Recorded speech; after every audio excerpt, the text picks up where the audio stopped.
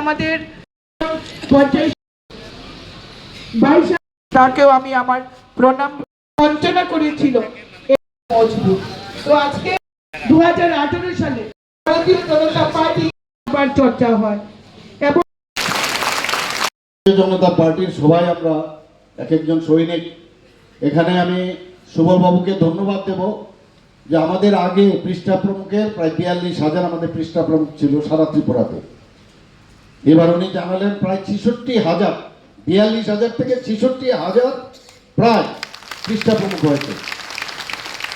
আমি পৃষ্ঠা প্রমুখের ইনচার্জ ছিলাম, আমি জানি যে কিভাবে পৃষ্ঠা প্রমুখ তাদের কাজ কিভাবে করতে হয় এবং কিভাবে প্রতিটা বাড়িতে যেতে হয়। আমরা ABC আপনারা সবাই জানেন যে আমরা যে আমাদের দলের কারা আছেন, আমাদের সমর্থক কারা আছেন, কারা আমাদের ভোট দিতে পারবেন, যাদের সন্দেহ আছে তারা তাদের মার্ক করা, যারা অপোজিশনে আছে তাদের মার্ক করা, এগুলো আপনারা নিশ্চয়ই করেছেন। কিন্তু আমি আবার বলবো যে এর মধ্যে সরকারে থাকার ফলে যে জোশটা সরকার না থাকার সময় ছিল এর মধ্যে কিছুটা খানিকটা হলেও একটু কম। সেটাকে আমরা বলবো যে আরেকটু তার মধ্যে যেন জৌলস আসে সেই ব্যবস্থাটা আপনারা করবেন। সেই মনের থেকে আপনারা নিশ্চয়ই যাবেন। মাননীয় প্রধানমন্ত্রীজি যেভাবে আমাদেরকে উদ্বুদ্ধ করেন এবং আমরাও চাই আপনাদেরকে এখানে আসার মেইন উদ্দেশ্য হচ্ছে আপনাদের উদ্বুদ্ধ করা। কোনো অবস্থায় চান্স নেওয়া যাবে না। এখানে বলা হয়েছে যে বুথগুলো আমরা হেরেছি, সেই বুথগুলো কোনো অবস্থায় যেন আমরা না হারি। মাননীয় প্রধানমন্ত্রী কি বলছেন, সবসময় দেখুন দেশাত্মবোধের কথাবার্তা উনি বলেন। উনি কি বলছেন, মেরে মাটি মেরা দেশ, মেরা মাটি মেরা দেশ। আপনারা এখানে যারা আছেন সবাই নিশ্চয়ই পঞ্চায়েত স্তর থেকে আরম্ভ করে সব জায়গার এই মাটি, আমাদের বিভিন্ন যেসব নগর পঞ্চায়েত বা মিউনিসিপ্যালিটি, আগরতলা মিউনিসিপ্যাল কর্পোরেশন, সব জায়গার থেকে, ডিসি থেকে, সব জায়গা থেকে এই মাটি নিয়ে আমরা দিল্লিতে কর্তব্য পথে নিয়ে গেছি। আলোচনা করেছেন। আপনারা সবাই জানেন যে আমাদের এখানে দুটো আসন সংখ্যা আছে লোকসভার। তো তার জন্য যে দিনক্ষণ স্থির হয়েছে, একটা হচ্ছে 19শে এপ্রিল পশ্চিম আসনের, আর আপনাদের যে পূর্ব আসনের দিনক্ষণ ঠিক হয়েছে 26শে এপ্রিল। এটাকে সামনে রেখে আমরা এর অনেক আগের থেকে আমরা কাজকর্ম শুরু করেছি। ইলেকশন কমিশন অফ ইন্ডিয়ার ঘোষণার আগে আমরা কাজকর্ম শুরু করেছি। ভারতীয় জনতা পার্টির সমস্ত সৈনিক যারা আছেন তারা কিন্তু 365 দিনে কাজ করে। আমরা সবাই কিন্তু সবসময় কাজ করি। এবং মাননীয় প্রধানমন্ত্রীজি এবার কার্যকারিণীর বৈঠকে যেটা আমাদের মাননীয় সভাপতিজি বলেছেন, এখানে উনি বলেছেন যে 370 আমাদের ভারতীয় জনতা পার্টির, এবার সারা ভারতবর্ষে আমাদের 303 আসন সংখ্যা ছিল, এবার আমাদের টার্গেট হচ্ছে 370। এটা কেন রাখলেন উনি খুলসা করে সেখানে বলেছেন যে 370 ধারা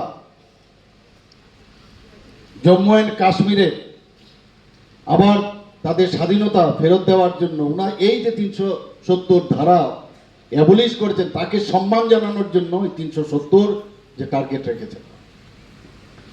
শুধু তাই নয়, উনি বললেন যে আমাদের যারা অ্যালাইড, যারা আমাদের সাথে যুক্ত আছে ইন্ডিয়াতে, তাদেরকে নিয়ে আমাদের 400 পার হতে হবে। আমি এখানে খালি বলতে থাকবো, আপনারা খালি বলবেন 400 পার। কতগুলো স্লোগান, 75 সীমান্ত গ্রাম, বীরকানা, কোনোদিন আমরা এই ধরনের স্লোগান কখনো শুনেছি? উনি সম্মান দিয়েছেন।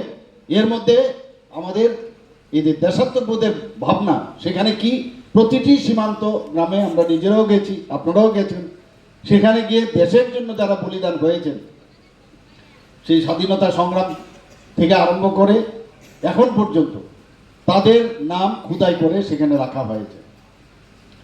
এই যে বিষয়, আমরা তো কোনোদিন এইভাবে আমরা চিন্তা করিনি। উনি বলছেন হর ঘর তিরঙ্গা। হর ঘর তিরঙ্গার অর্থ আমরা আগেও পয়সা দিয়ে আমরা ফ্ল্যাগ কিনেছি, আমরা ফ্ল্যাগ উড়িয়েছি, উত্তোলন করেছি। কিন্তু উনি গত বছর এবং এই বছর যখন হর ঘর তিরঙ্গার কথা বললেন, বিভিন্ন মাপের আমরা ফ্ল্যাগ আমরা কিনেছি এবং তার উত্তোলন করেছি এবং পয়সা দিয়ে কিনতে হবে উনি বলেছেন। এতে করে যারা দেশের জন্য বলিদান হয়েছেন তাদেরকে সম্মান জানানোর জন্য ওনার চিন্তা ভাবনা। উনি এক একটা স্লোগান দেন, সত্যি অবাক লাগে। উনি কি বলছেন? मैं चौकीदार हूं। কি বলছেন? मैं चौकीदार हूं, অর্থাৎ मैं खुद भी नहीं खाऊंगा, दूसरे को खाने भी नहीं दूंगा। এগুলো আপনারা তো কমিউনিস্টদের রাজনীতিতে শুনেননি আর কংগ্রেসের রাজনীতিতেও শুনেননি, কারণ ওদের এটা বলতেও পারবে না, কারণ ওরা নিজেরাই এই বিষয়ে কিন্তু রপ্ত, কাজে বলবে কি করে? তো সেই দিশায় আজকে দেশ চলছে, একটা ট্রান্সপারেন্সির সরকার আজকে কেন্দ্রে চলছে। আমাদের ত্রিপুরাতেও সেই দিশায় আমরা কাজ করছি। হচ্ছেন সেটা মানুষের আবেগ থেকে বোঝা গেছে। আমরা চাই এই রাজ্যে আমাদের দুটি আসন রয়েছে, একটি পূর্ব আসন এবং একটি পশ্চিম আসন। আমরা চাই এই দুটি আসনেও আমরা আমাদের প্রার্থীদেরকে বিপুল ভোটে জয়যুক্ত করে মোদিজির হাতকে শক্তিশালী করব, সেই সংকল্প নিয়ে ভারতীয় জনতা পার্টি কাজ করছে। আর কারা এই সার্থক রূপ দেবে?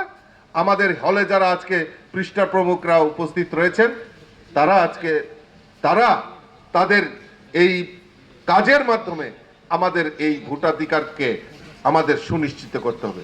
যারা পৃষ্ঠা প্রমুখ ভাইয়েরা বোনেরা এখানে উপস্থিত হয়েছেন, আপনাদের নিশ্চয়ই নির্দেশ দেওয়া হয়েছিল যে আপনাদের সংশ্লিষ্ট পৃষ্ঠাটা এখানে আনার জন্য। কারা কারা এনেছেন একবার হাত তুলুন তো দেখি। কারা কারা এনেছেন? পৃষ্ঠাটা বার করুন, খুলুন খুলুন দিদি খুলুন, হ্যাঁ খুলেন। এটা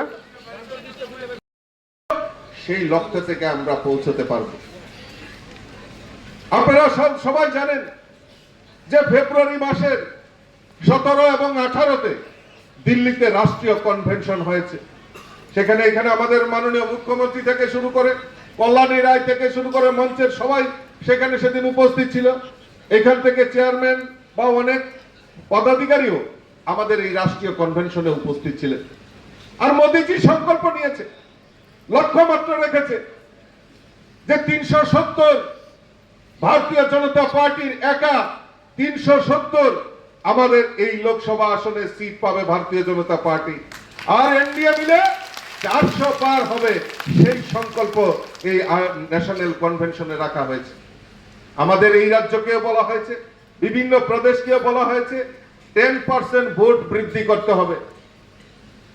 গতবার যা পেয়েছেন তার 10% ভোট বৃদ্ধি করার লক্ষ্যমাত্রা রাখা হয়েছে। আমি দিল্লির নেতৃত্বকে, কেন্দ্রীয় নেতৃত্বকে আমি আশ্বস্ত করেছি যে আমি 10% বুঝি না, 12% বুঝি না, 20% বুঝি না। আমি ত্রিপুরা রাজ্যে আমার কার্যকর্তাদের নিয়ে সংকল্প নিয়েছি। আমাদের এই রাজ্যে 3349টি বুথ রয়েছে, আর এই প্রত্যেকটা বুথে এবার পদ্ম ফুল ফুটিয়ে মোদিজিকে উপহার দেব, সেই সংকল্প নিয়েছি বন্ধুগণ। আর এই সংকল্প নেওয়ার পেছনে আপনারা হয়তো বলতে পারেন, দাদা আপনি প্রদেশ সভাপতি হিসেবে এত বড় চ্যালেঞ্জ আপনি কি করে নিয়েছেন? কারণ আমার আত্ম অহংকার রয়েছে, আত্মবিশ্বাস রয়েছে। আমার এই সারা রাজ্যে প্রায় 60,000-এর মতো আমার পৃষ্ঠা প্রমুখ ভাইয়েরা বোনেরা রয়েছে, বুথ প্রেসিডেন্টরা রয়েছেন, আমার এত দেবদুর্লভ কার্যকর্তা রয়েছে। তো কাজেই প্রদেশ সভাপতি হিসাবে আমি সংকল্প নিতে পারি, আমার এই দেবদুর্লভ কার্যকর্তারা ভারতীয় জনতা পার্টির এই রাজ্যের মুখ্যমন্ত্রী এবং প্রদেশ সভাপতির যে সংকল্প প্রত্যেকটা বুথে পদ্ম ফুল ফুটানো, সেই সংকল্প আমার এই দেবদুর্লভ কার্যকর্তারা তার সার্থক রূপ নেবে বন্ধু।